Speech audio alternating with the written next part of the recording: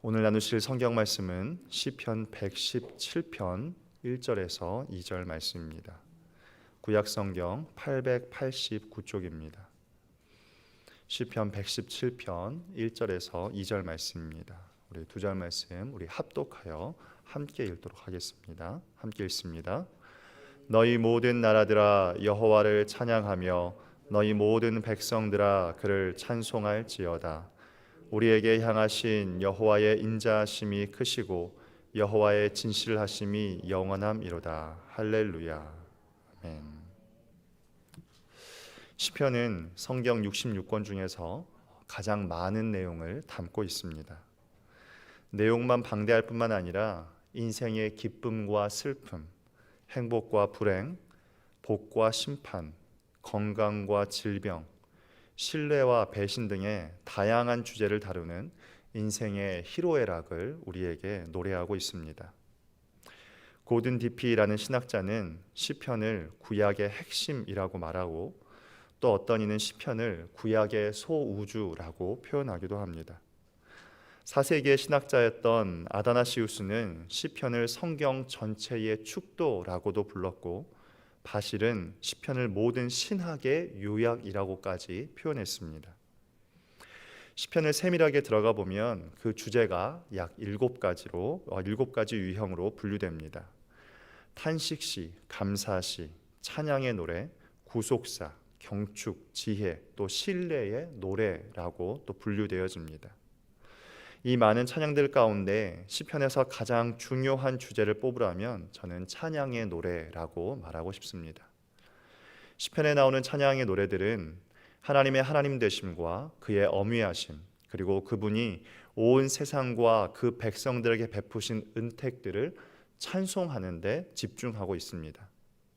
시편 8편과 19편, 104편을 보면 하나님은 우주의 창조자로서 찬양을 받고 계십니다.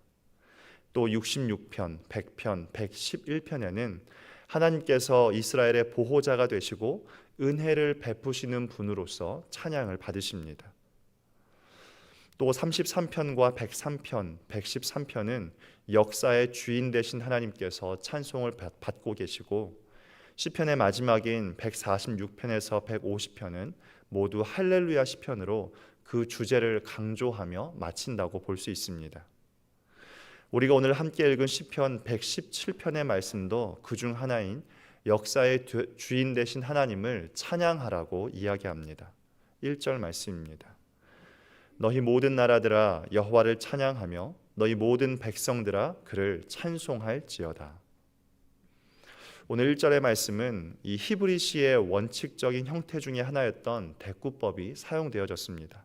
대꾸법이란 처음 나온 말을 강조할 때 사용되는 방법인데 두 번째 행이 첫 번째 행의 의미를 반복하거나 또는 강화할 때 사용되어집니다. 이 1절 말씀에서 첫 번째 행은 너희 모든 나라들아 여호와를 찬양하라 라고 하는 것이고 두 번째 행은 너희 모든 백성들아 그를 찬송할지어다입니다. 우리가 가장 많이 보고 있는 이 개역 개정 성경에는 대꾸법을 사용하고 있다는 것을 알기 어려울 수도 있지만 영어 성경으로 보면 본문 안에 세미콜론을 넣어주어서 그 시가 대꾸법을 사용하고 있다는 것을 쉽게 알려줍니다. 정리하면 오늘 본문의 1절의 말씀은 두 가지 이야기를 하려는 것이 아니라 같은 말을 반복하여 강조하므로 하나님을 찬양하는 것이 해도 되고 안 해도 되는 선택적인 문제가 아니라 인간이라면 마땅히 해야 할 본분임을 강조하고자 표현되어진 것입니다. 하나님이 사람을 지으신 목적과 사람의 본분이 하나님을 찬양하는 것이다 라는 겁니다. 430년을 애굽의 노예로 살아가던 이스라엘을 구원하신 이유가 무엇이었습니까? 하나님을 찬송하도록 하기 위함입니다. 우상을 섬기다가 수많은 이방 나라에 의해서 침략을 당하고 결국 바벨론에 의해 멸망하는 이스라엘을 주님께서 또다시 구원해내시는 이유가 무엇입니까? 이사야 43장 21절 말씀에서 하나님은 이렇게 말씀하셨습니다. 이 백성은 내가 나를 위하여 지었나니 나를 찬송하게 하려 함이니라. 하나님은 이사야를 통해서 그의 백성을 압제자들의 손에서 그냥 내어버려 두지 않으시고 본래 자기 땅으로 귀환하게 하는 그 근본적인 이유를 하나님을 찬송하도록 하기 위해서 그들을 다시 건지셨다라고 말씀하십니다. 신약의 베드로전서 2장 9절 말씀에는 하나님께서 자기 백성을 택하신 이유가 무엇인지, 우리를 왕 같은 제사장으로 부르신 이유, 거룩한 나라요 그의 소유된 백성으로 부르신 그 목적을 명확하게 이야기하고 있습니다. 그 이유는 우리를 어두운 데서 불러내어 그의 기이한 빛에 들어가신 이에 아름다운 덕을 선포하게 하기 위해서 불러내셨다라고 말씀하십니다. 여기서 아름다운 덕은 복음을 말하는데, 성경 70인역에 의하면 구약의 이사야 43장 21절 말씀, 우리가 함께 읽었던 그 말씀의 찬송이라는 의미와 동일하게 쓰였습니다. 정리하자면 하나님이 우리를 지으신 목적은 아름다운 덕을 선포하기 위함이며, 그것은 곧 복음이고 이것이 바로 하나님을 찬송한다라는 것의 의미입니다. 그러므로 하나님을 찬송한다라는 말은 오늘 우리의 삶으로 복음을 전하는 것이고, 우리의 입술로 복음을 전하는 것이 하나님을 찬송한다라고 하는 것의 진정한 의미입니다. 죄 가운데 죽을 수밖에 없었던 우리를 긍휼히 여기시고 그의 독생자 예수 그리스도를 보내셔서 속죄의 죽음을 죽게 하신 이유, 죽음을 이기시고 부활 승천하신 모든 이 일련의 사건들은 하나님께서 찬송받기 위해서 행하신 놀랍고도 위대한 일인 것입니다. 그러므로 하나님이 찬송을 받으시도록 우리의 삶이 복음이 되어야 하고 우리의 입술이 복음이 되어야 하는 것입니다. 하나님의 측량할 수 없는 풍성한 은혜를 받은 우리가 오늘 이 하루도 복음으로 하나님을 찬송하는 하루가 되시길 바랍니다. 오늘 본문의 말씀은 우리가 하나님을 찬송해야 하는 이유에 대해서도 가르쳐주고 있습니다. 2절 말씀입니다. 우리에게 향하신 여호와의 인자하심이 크시고 여호와의 진실하심이 영원함이로다. 할렐루야. 우리가 하나님을 찬송해야 하는 이유는 우리를 향한 하나님의 인자하심이 크시기 때문입니다. 여기서 인자하심은 히브리어로 헤세드인데, 구약의 헤세드는 우리 성경에는 인자, 긍휼, 자비, 은혜라고 하는 단어로 많이 번역되었습니다. 그래서 오늘 본문의 인자로 기록된 이 헤세드는 받을 가치가 없는 인생들을 향해 베푸시는 하나님의 무한하신 사랑을 말하는 것입니다. 사도 바울을 한번 생각해 보시기 바랍니다. 그는 본래 그리스도께 적대적인 사람이었습니다.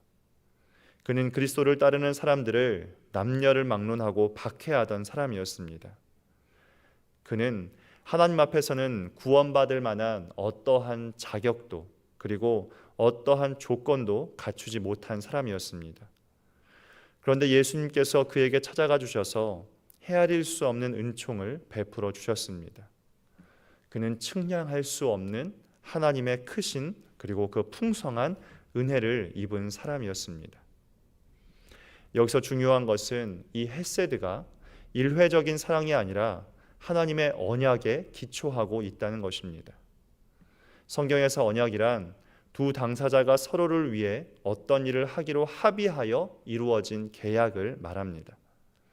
구약 성경을 보면 세 가지 형태의 언약을 발견할 수 있는데, 첫 번째는 양쪽이 동등한 입장에서 맺는 언약이고, 두 번째는 유력한 쪽에서 일방적으로 맺는 언약이 있습니다. 그리고 마지막 세 번째는 하나님께서 맺으시는 언약입니다.